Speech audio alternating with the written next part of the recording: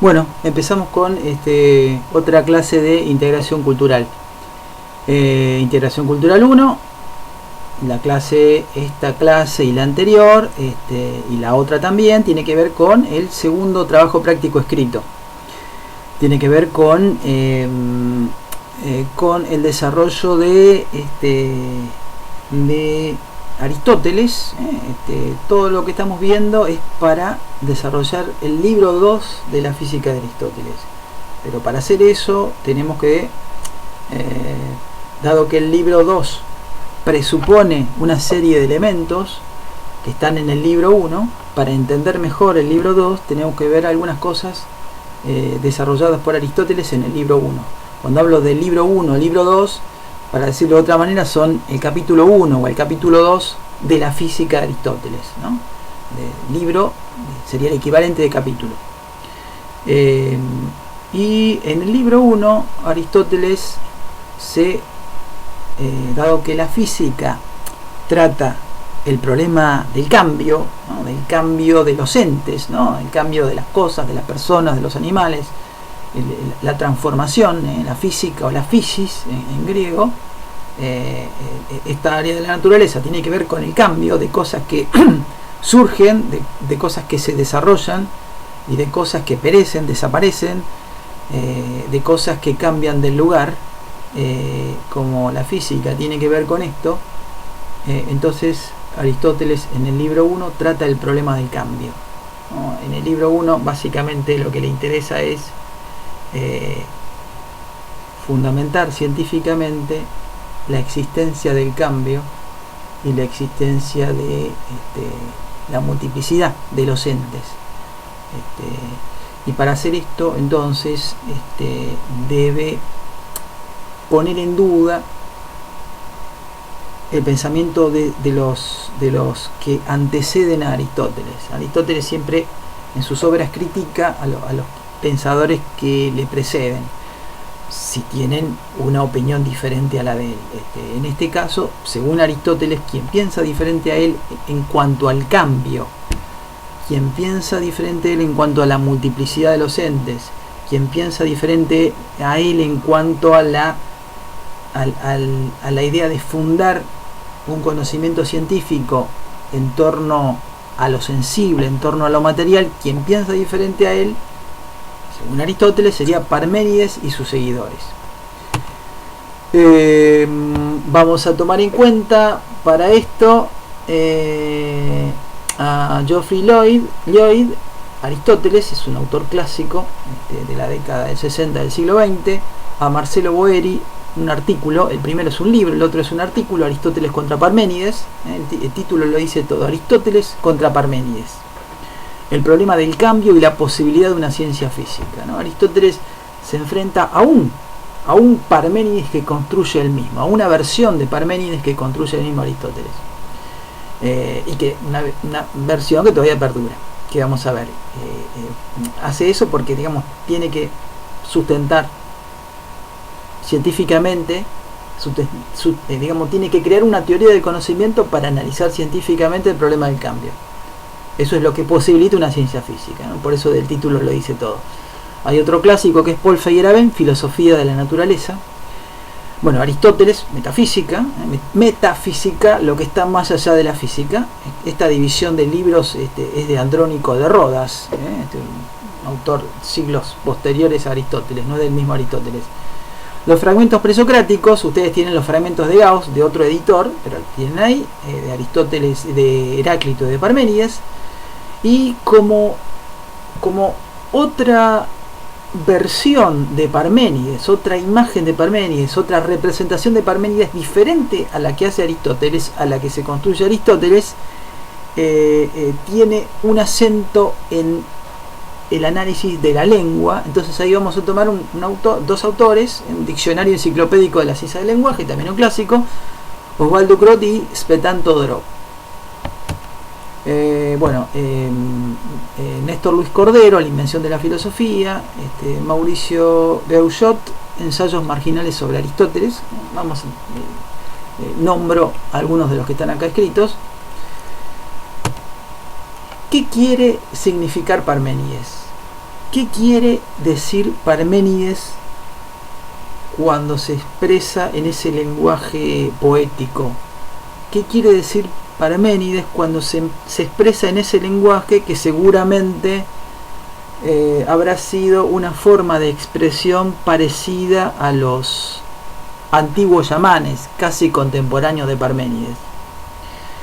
Es decir, recuerdan el texto de Jean-Pierre Vernant, cuando habla de los yamanes, ¿no? Los yamanes podían separar el alma del cuerpo, ¿no? Esa separación del alma del cuerpo que en el Fedón realizaban las personas que se morían. Bueno, en este caso el chamán puede realizar esa escisión a voluntad. Esa separación del alma del cuerpo que hacían los chamanes implicaba que el chamán se separaba de lo sensible, se separaba de lo corporal, se separaba de lo material y lograba realizar un viaje astral. O sea, se desligaba de lo material. Seguramente cuando lograba hacer eso, a lo mejor tenía un lenguaje, digo yo, parecido al de Parménides. No soy el único que lo dice, pero bueno. Entonces, cuando Parménides se expresa en esa forma muy particular de hablar, poética, chamánica, ¿qué dice? ¿Qué quiere decir cuando dice lo que dice? Si ya leyeron los fragmentos de Parménides o de Heráclito, se van a dar cuenta que tiene un grado de complejidad particular. Por esta forma de expresión y también porque el poema de Parménides, en realidad, solo el poema, lo que ustedes tienen ahí en los fragmentos de Gauss, es el poema de Parménides titulado Sobre la naturaleza. Tienen fragmentos de ese poema y ese poema es prácticamente un rompecabezas reconstruido en una forma muy particular. Muchos de esos fragmentos se encuentran en, digamos, muchas partes del poema de Parménides son citados por autores muy posteriores a Parménides. Nunca se encontró el poema sobre la naturaleza, se encuentran fragmentos citados por otros autores.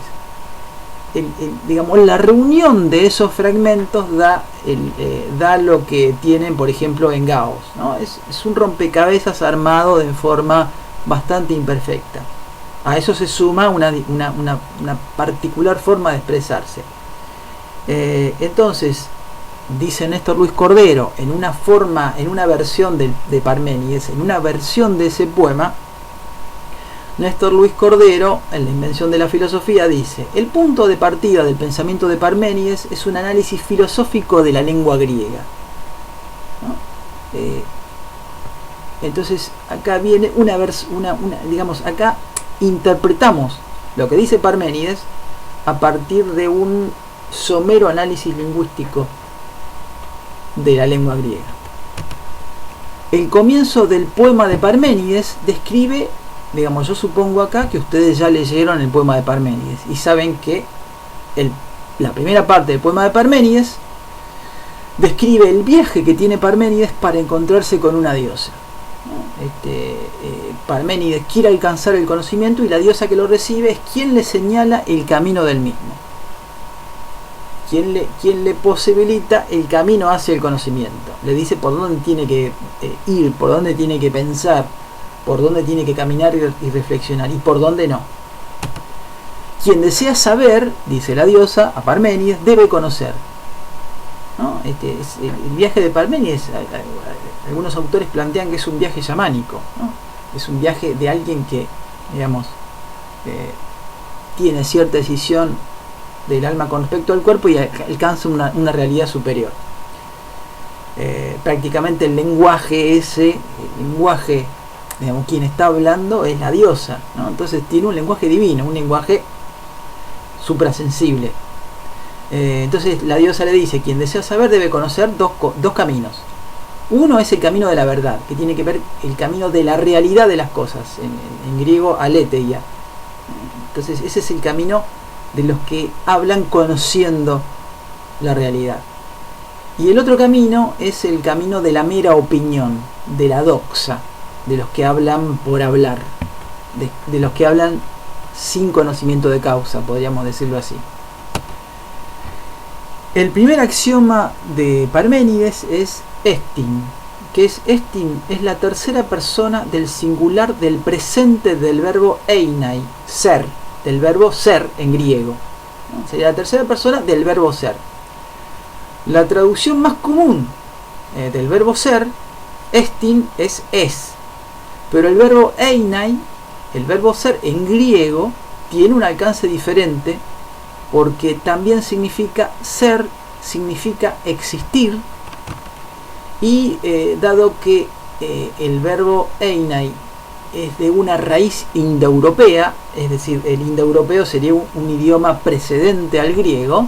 El indoeuropeo es un idioma del cual proceden muchos diferentes lenguas, pero nadie, digamos, así como se reconstruyó el poema de Parménides a partir de citas dispersas, de la misma manera se reconstruyó el idioma indoeuropeo. No hay, digamos, documentos antiquísimos con un lenguaje indoeuropeo, sino que se reconstruyó como los poemas de Parménides.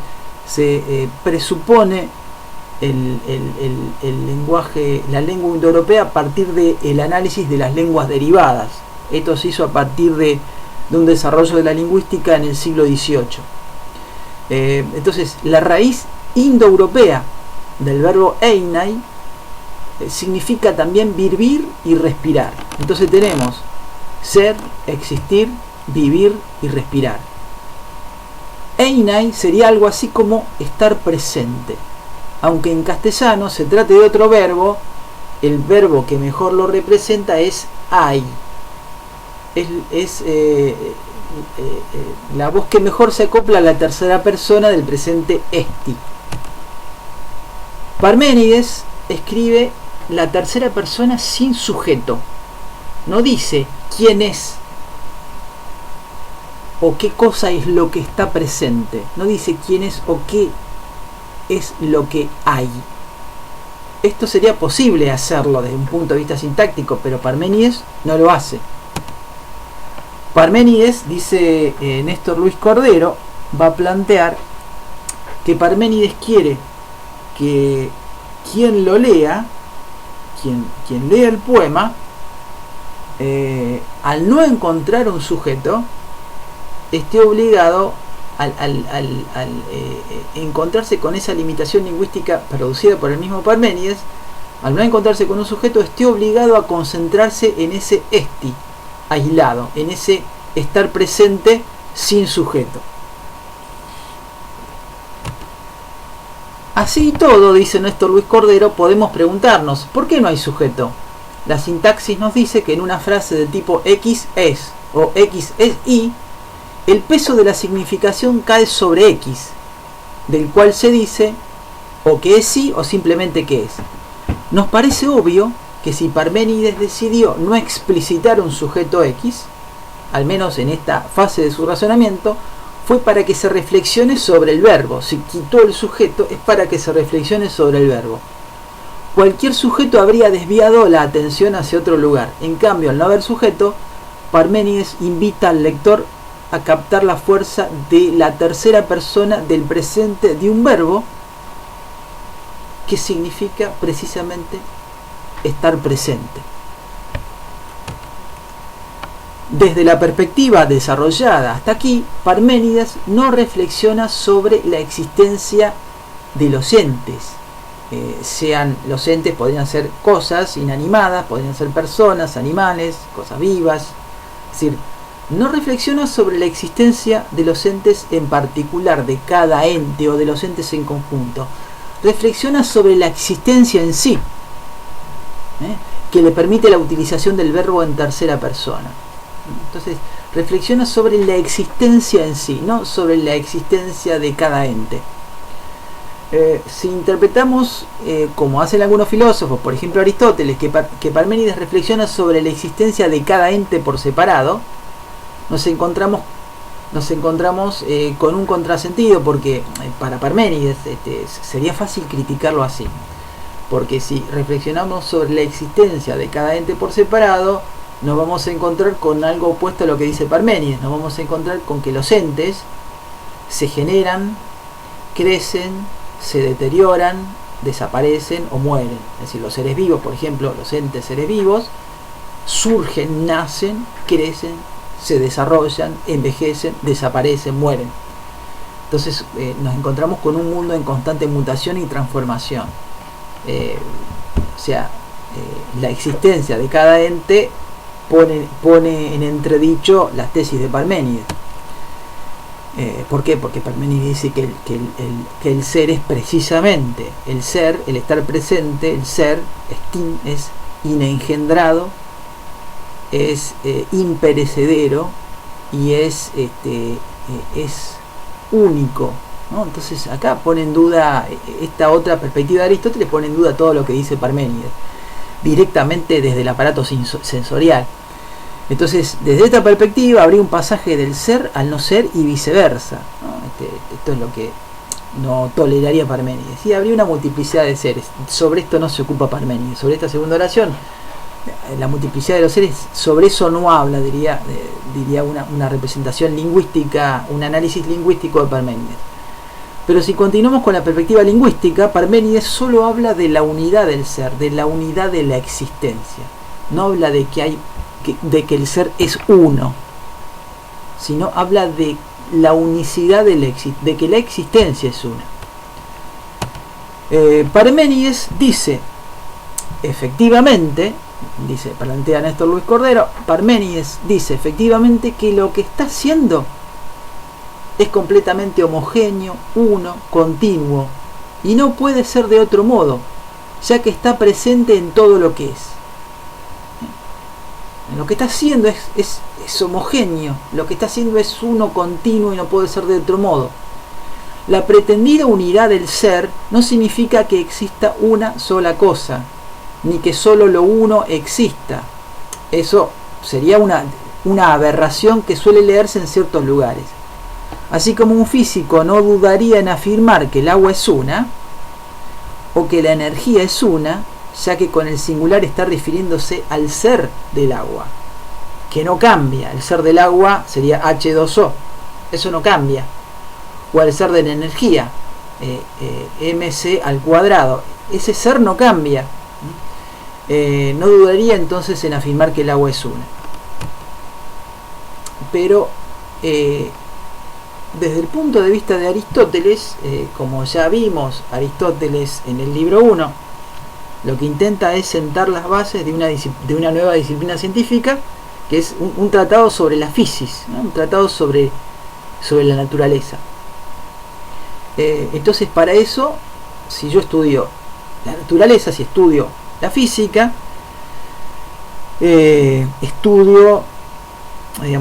recorto un campo de estudio donde hay entes en movimiento, entes que surgen en algún momento, que van cambiando, mutando y que van desapareciendo, que van cambiando de lugar.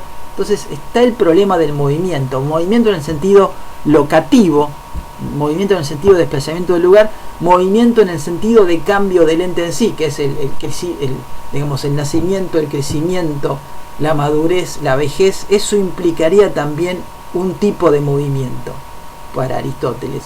El pensar es otro tipo de movimiento, y el movimiento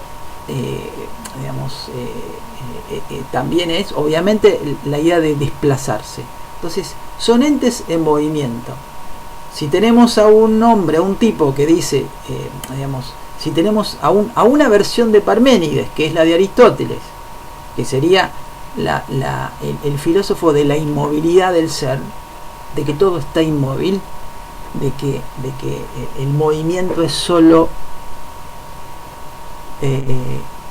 una imagen engañosa de los sentidos. Si tenemos esto como algo precedente, hay que criticarlo. Si tenemos a esta autoridad que plantea que el movimiento es solo aparente, entonces hay que criticarlo.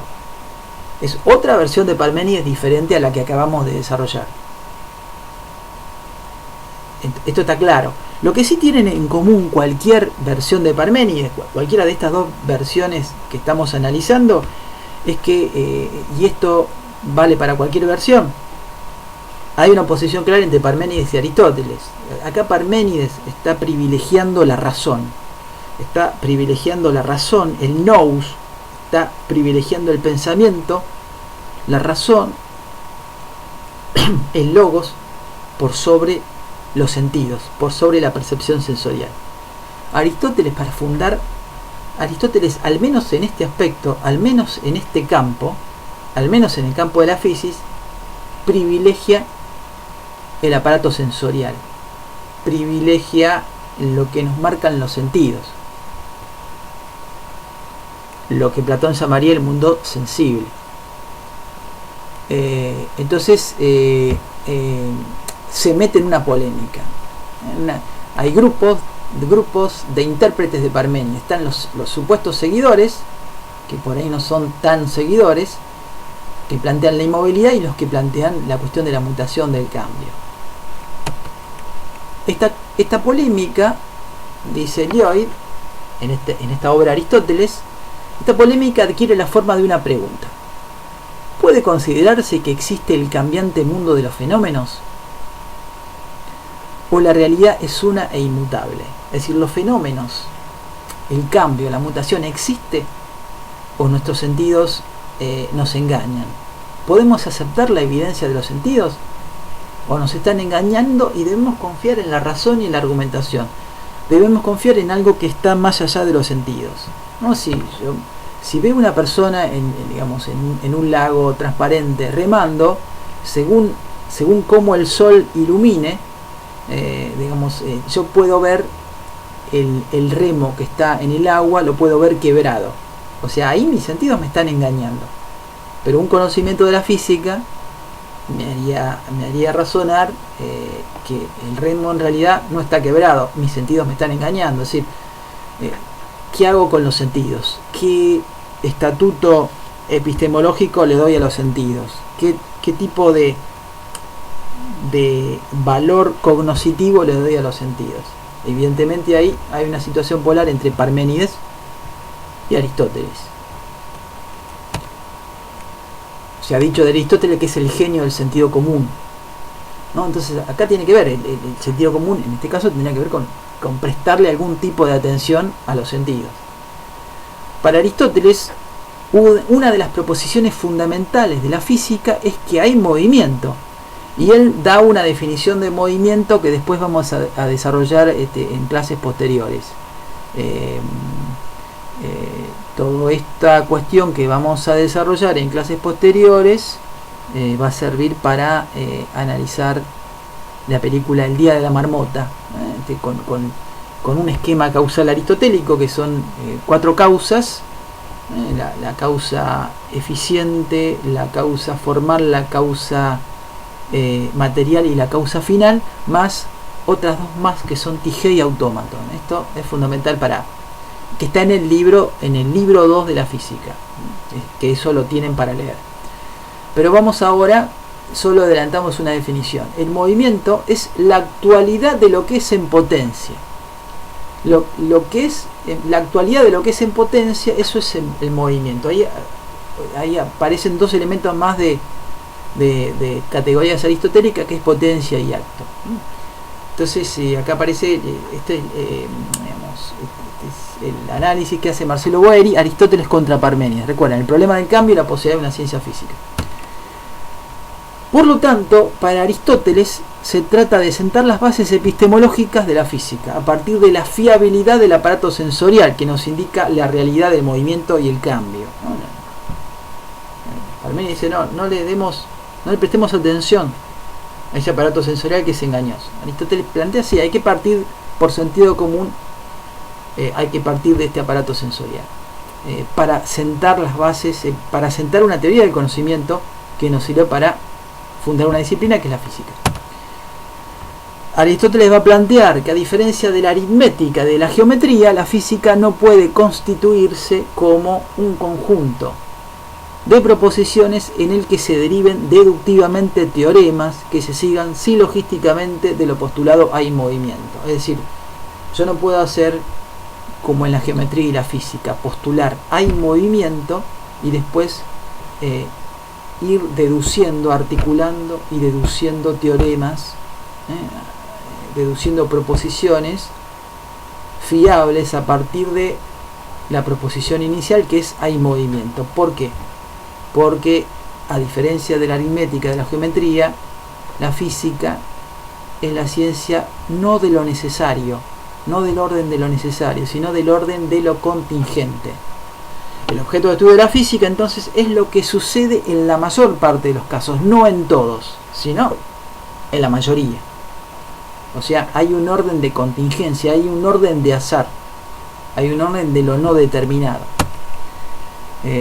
Por eso hay causas que tienen que ver con el orden de lo necesario, que son la causa final, la causa formal, la causa material y la causa eficiente.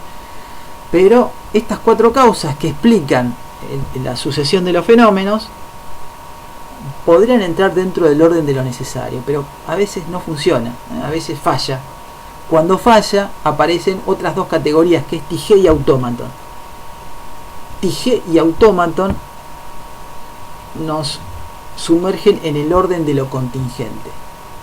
Eso presten atención cuando lean eso en el libro 2. Las causas son 6, son 4 más Tigé y autómaton. Aristóteles entonces divide entre dos clases de ciencia: las que se ocupan de lo que ocurre necesariamente, está la matemática, está la geometría; las que se ocupan de lo que sucede en la mayor parte de los casos, orden de lo contingente. Ahí está la física. La física puede verse como un tratado dialéctico sobre el cambio, o sea, no es una mera descripción de hechos empíricos, sino es una descripción de hechos empíricos, pero desde una base, desde una estructura categorial precedente. Es decir, siempre se describe, esto no lo va a decir solo Aristóteles, sino epistemólogos modernos, siempre uno describe o ve desde un esquema previo, desde una filosofía previa, desde un paradigma previo, diría Thomas Kuhn. O sea, desde una matriz conceptual. Uno ve algo siempre desde una matriz conceptual, lo sepa o no. Por eso, por ejemplo, hay dos versiones de Parménides diferentes. Seguramente no solo dos, hay más, pero yo planteo dos aquí. Aristóteles entonces se desmarca de dos cofundadores del pensamiento racional, ¿no?, que son Heráclito y Parménides. Aristóteles ve al primero, a Heráclito, como el filósofo del todo fluye, ¿no? Eso sería una cierta simplificación. Y al segundo como el pensador de la inmovilidad del ser, ¿no? Acá tenemos la otra imagen de Parménides. Aristóteles refuta a Parménides, a su Parménides. Aristóteles refuta a su Parménides, a su Heráclito, a la versión que él da de Parménides y de Heráclito, a partir de una matriz conceptual que él crea. O sea, él lo critica a partir de su propia matriz conceptual, o de su teoría de las categorías. Las categorías, está el Organon, y el Organon reúne una serie de textos aristotélicos. Uno de ellos, que está al principio, son las categorías. Una ciencia, dice Aristóteles, es tal por conocer por principios y causas. Las ciencias conocen por principios y causas. En la ciencia de la naturaleza, o sea, lo que nos aleja de la doxa, ¿no?, lo que nos aleja de la opinión, es conocer por principios y causas, ¿no? Por eso hay un dicho, cuando uno no habla por hablar, por opinar, dice habla con conocimiento de causa, ¿no? Esto viene de esta concepción. En la ciencia de la naturaleza que Aristóteles intenta fundar, es necesario determinar esos principios y causas, ¿no? En el libro 1 está sentando esos principios y causas. En el libro 1 y en el 2. Por lo tanto, establece métodos en significado, digamos, la etimología de la palabra método actual en castellano es métodos, que en griego significa camino a recorrer, o también un procedimiento específico para conocer dentro del ámbito de la naturaleza. Entonces, lo que está creando, así como la diosa a Parménides le da un método, un camino cierto y un camino falso, y le dice que sigue el camino cierto, el camino del de lo que existe, del ser, y el camino falso es el del no ser. Entonces Aristóteles, sin ninguna diosa o dios, se forja su propio método. Entonces, en el libro 1 de la física va a decir cuál es ese método, cuál es ese procedimiento, ¿no? para usar un término actual sería cuál es ese protocolo para conocer. Entonces Aristóteles va a decir, por eso tenemos que proceder de esta manera. Tenemos que proceder desde lo que es menos claro por naturaleza, pero más claro para nosotros, a lo que es más claro y cognoscible por naturaleza. Es decir, está diciendo, tenemos que proceder desde lo que es más claro para los sentidos. O sea, que no necesariamente lo más claro para la ciencia. Tenemos que proceder desde el sentido común, desde lo que es más claro para nosotros. ¿Qué significa esto? Aristóteles plantea un tipo de producción del conocimiento o de aprehensión de la realidad que comienza a partir del aparato sensorial. Por eso tenemos que proceder desde las cosas en su conjunto a sus constituyentes particulares. Porque un todo es más cognoscible para la sensación. O sea, a partir de nuestro aparato sensorial, a partir del olfato, a partir de la vista, a partir del oído, a partir del tacto, conocemos a partir del todo, conocemos el todo. Nuestro aparato sensorial nos permite conocer, captar el todo. Esto es lo más cognoscible para la sensación. Entonces percibimos cada cosa, cada ente en su conjunto. Pero ya que cada cosa comprende una multiplicidad de partes, la segunda fase del conocer descompone al todo. La segunda fase es analítica, descompone ese todo en partes. Ahí aparece la razón, la reflexión. Aristóteles da ejemplos al respecto. Por ejemplo, el ejemplo de los nombres respecto de su definición. Si yo digo la palabra círculo, tengo la idea del significado de círculo como un todo. Se me aparece el sentido de círculo como un todo y ahí lo conozco. Mi aparato sensorial me puede mostrar diferentes imágenes de círculo. Pero la definición, si descomponemos a círculo en sus partes, entonces recurrimos a la geometría. La definición lo analiza en sus partes constitutivas. Entonces hay una definición de círculo, ahí lo descompone en partes. Entonces ahí tenemos la segunda fase, que es la descomposición del todo en partes, y ahí no se recurre al aparato sensorial, sino a un aparato analítico, se recurre a un procedimiento racional, más allá de los sentidos. Otro ejemplo ya no es, si el ejemplo anterior fue de la geometría, el otro ejemplo es del lenguaje. Dice Aristóteles, también los niños comienzan llamando padre a todos los hombres y madre a todas las mujeres. Comprenden el sentido de padre o el sentido de madre como un todo. Solo después distinguen quién es cada cual. Solo después descomponen el sentido de padre y pueden asignarle, pueden dilucidar qué padre corresponde al padre de uno y no a cualquier hombre. No, eso es una descomposición analítica del concepto de padre o de madre. Entonces Aristóteles lo siguiente que va a hacer es analizar el número de los principios de la naturaleza. Entonces ahí se va a plantear que hay autores, ¿no? Los Parménides y sus seguidores y los físicos jonios de la ciudad de Jonia van a plantear que la naturaleza surgió de un principio o de varios principios. Por ahora lo dejamos ahí y esta cuestión la vemos en la clase siguiente. Sigan leyendo el libro 2 de la física. Chau, hasta luego.